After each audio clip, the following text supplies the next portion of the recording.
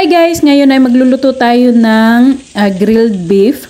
Yung dalawang beef na nakikita ninyo. Yan. Makapal na beef yan pero madali lang maluto. So kailangan ang beef ay depende din sa gusto ninyo kasi merong iba talagang overcook ang gusto nila. Meron namang medium cook. Meron namang anong tawag pa nung ibang cook na yan sa beef na kasi pag overcook kasi parang ano siya matigas na pag kinain. Ang prepare ko rin is yung medium cook lang na ano. So, nag-fry din tayo na pantapis natin sa beef. Yung red tsaka yellow na bell pepper. Tsaka haluan natin ng purple onions. Yan, kung nakikita nyo, hindi yan shallot. Kasi pag shallot kasi maliliit yung ano, yung onions niya.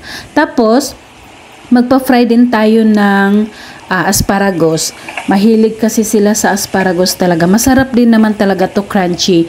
Ang asparagus, kailangan lutuin mo lang siya ng medium lang din. Huwag yung overcook kasi pangit siya pag malambot. Ayan, tatoppings natin dito sa beef na luto na. At ang ating gulay din na red at saka yellow bell pepper at saka yung onion ay luto na rin. Siniparate na natin doon sa bowl. Kasi ang hinihintay na lang natin is itong ating asparagus. Ang asparagus na kulay green, kulay berde na asparagus. Talagang biji talaga siya. Masarap siya. I-toppings dito sa ating beef kasi nakakainganyo,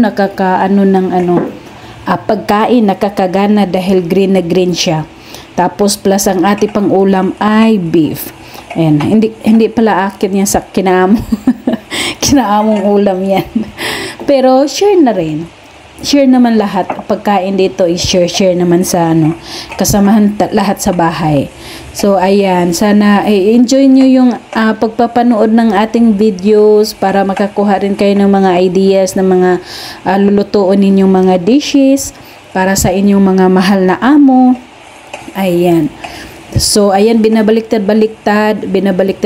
para siya, magpantay yung luto niya. Hindi yung iba ay luto. Tapos, ayan, chine-check ko rin yung dulo kasi mas matigas yung sa may dulo eh. Ang dito sa may flour niya sa ibabaw dito sa una ay madali lang din yan maluto. Kaya, ayan, inikot-ikot ko lang siya, fry. Hindi ko siya ini-steady sa wok kasi para siya, pantay ang luto. Kadalasan ho kapag nag-uulam sila ni amo ng beef, pagkatapos nilang kumain ay nagre-red wine sila. Kasi yung parang, yung hindi naman yung parang naglalasing ka na marami, maliit, kunti lang na red wine na iniinom. Ayan, tinatoppings na natin at super yummy.